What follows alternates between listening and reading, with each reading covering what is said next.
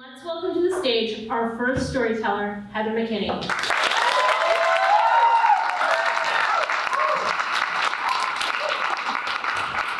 Okay, I have a dead mouse on my desk. It didn't die there, I actually put it there. I actually made it. I actually say made because when I say stuffed, it sounds like something you do with a turkey and people always think it has something to do with the butt. I feel like if I say made it, it's like artistic and creative. But you might wonder how I came to make a dead mouse, and the short answer is Facebook algorithms. I don't know what I was searching that caused Facebook to suggest mouse taxidermy for beginners. Something that I might be interested in, but it was right. That's the thing about the algorithms. They know us better than our closest friends, our most intimate partners, and it turns out even ourselves. Because I didn't know that I wanted to sign up for mouse taxidermy until I saw it, and I was like, yeah. The main reason why I wanted to do it was I wanted to see what type of weirdos would sign up for a mouse taxidermy class, and so I signed up for the class. The way you sign up, they gave you two options. You could send a Facebook message, or you could call them.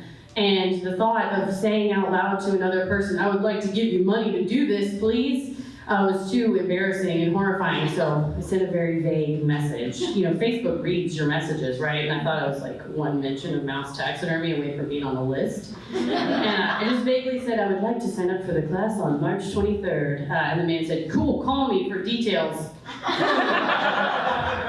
So I closed my very fancy corporate lawyer door on a Thursday morning and said, "Hi, I would like to sign up for the class." I gave him my credit card information and I was in. It turns out there's not like a prerequisite.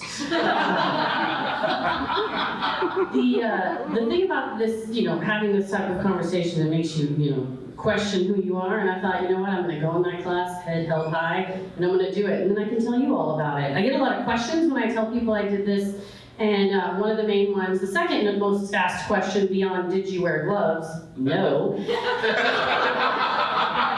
Is how much did it cost? Now you know it's $165, mouse included. It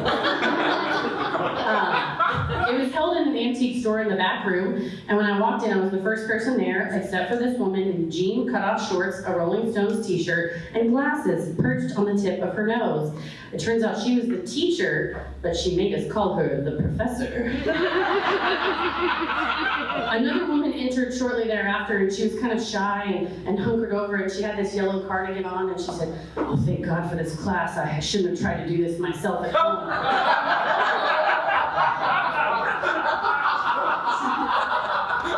Especially not with something so big. I kind of couldn't help myself, and I said, "Oh, did you do a moose for your first go too?" They were both silent, disgusted, and I was like, "Mouse taxidermy number one, taxidermy, not a joke."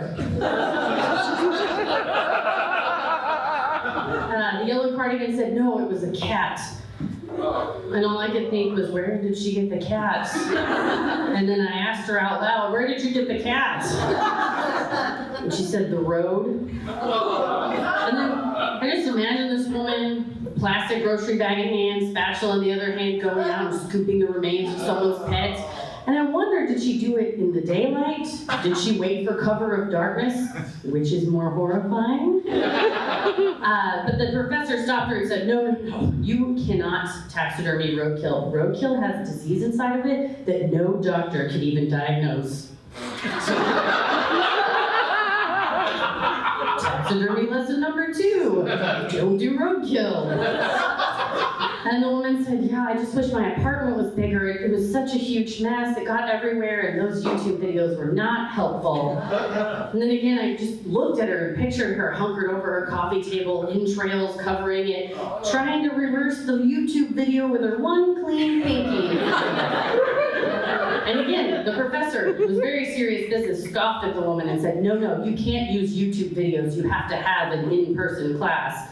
Lesson number 3, don't try this at home. But other people eventually entered. I made my way to the other side of the table, and I sat next to this woman in jean overalls with these wingtip glasses and this kind of short, spiky haircut. I could tell around her kids' middle school she was like the fun mom.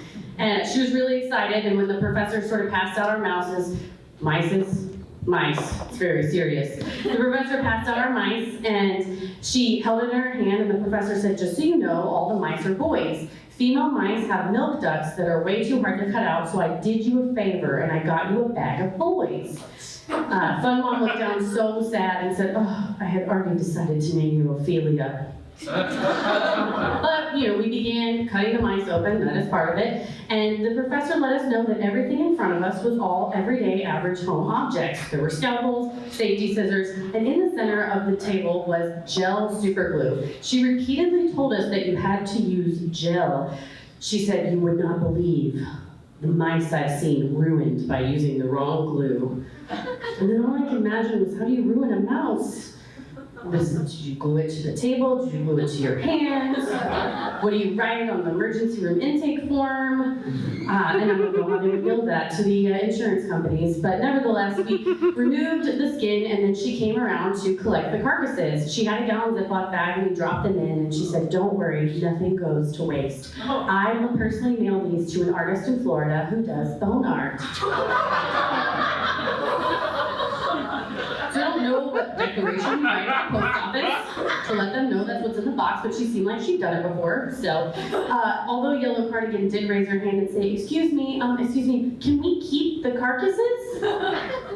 And I said, look around, you're the only one with your hand up.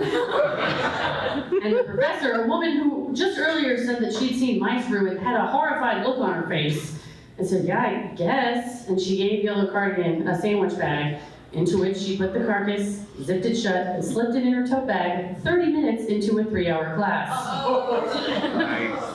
When we went to go and stuff the mice, again, the professor said, this is high quality stuff. This is the same stuffing we use at Build-A-Bear. You